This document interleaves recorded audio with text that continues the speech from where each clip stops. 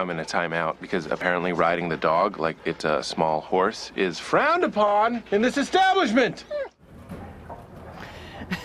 Talking babies are now nearly synonymous with the E-Trade brand. So just how did ad executive Tor Mehren come up with the idea? Well, he is joining us now here on Lunch Break, as well as Wall Street Journal's work and family columnist Sue Shellenbarger to explain the latest research behind how we get our light bulb aha moments. Sue, I want to start with you. Now, you write that getting a little drunk and changing your computer screen to green could be the answer to getting the ideas flow. I'm 1 for 2 on those. I won't say which. What is the science behind this?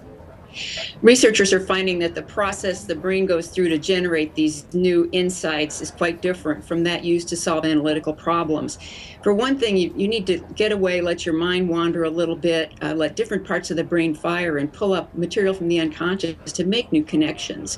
Time of day matters. Your off-peak times may be a little better for freeing your mind to come up with new approaches, and a positive mood really helps too. This can be as simple as watching a funny video or, as you said, viewing the color green, which seems to trigger that in many people. Now, Tor, you've talked a lot, and thank you for being with us, by the way. You've talked a lot about massive stimulus followed by solitary confinement as a good way to kind of get your brain primed to be creative. What did you specifically do when you were trying to conceive of the E-Trade baby ads?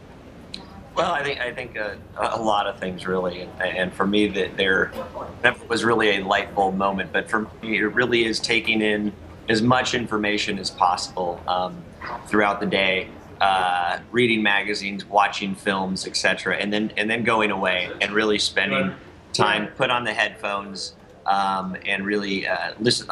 I listen to Radiohead a lot, and I did mention that I do sip a little whiskey as well, and so you have all that information in your brain, and then sort of an information or inspiration overload. And then take that, spend some time by yourself, and really let it all come together. Whiskey and Radiohead, Tor, I can feel like corporate America loosening up as we speak. You also speak about this, the daydreamer's dilemma. You say we actually just don't have time anymore to come up with a good idea, and that our CQ, our creativity quotient in America, is going down. Why is that? And if you could give managers like 1 or 2 ways to cultivate creativity in the workplace, what would they be? Sure. Yeah. I mean, I think that the biggest problem is that in the American workplace now, creativity takes 2 things, in my opinion. It's time and nurturing, and I don't think we do much of either of those in the workplace these days. So that, I guess, my biggest piece of advice would be give your people some time and nurture the creative environment around them. What we do here, we have a couple things that are pretty fun. We actually have something called the Heroic Failure Award, and whereas I think a lot of places sort of punish risk-taking, we actually reward it. So if there's an idea out there that somebody does that we love, maybe it didn't turn out quite the way we'd hoped, maybe it backfires, but we actually reward that with a giant trophy with their name engraved in it for the Heroic Failure Award. So I think people feel much more comfortable in taking some chances and thinking differently. We also have every Thursday from 9 to noon, so 3 hours a week. We have something called the no meeting zone. I think there's way too many meetings in business these days. And so our clients know this, everybody in our agency knows this. There is no meetings from 9 to noon. And so that's just time for you to have, to let your mind wander a little bit, sort of like we did when we were children. We didn't have all these other things on our mind. We didn't have email to look at. We didn't have social media to bring up every 2 seconds. And we just had time to think. So we give our people that 3 hours each week to just do that. Also, we have an open floor plan. I really do believe that ideas are living organisms, and when you put walls around them, they can't grow.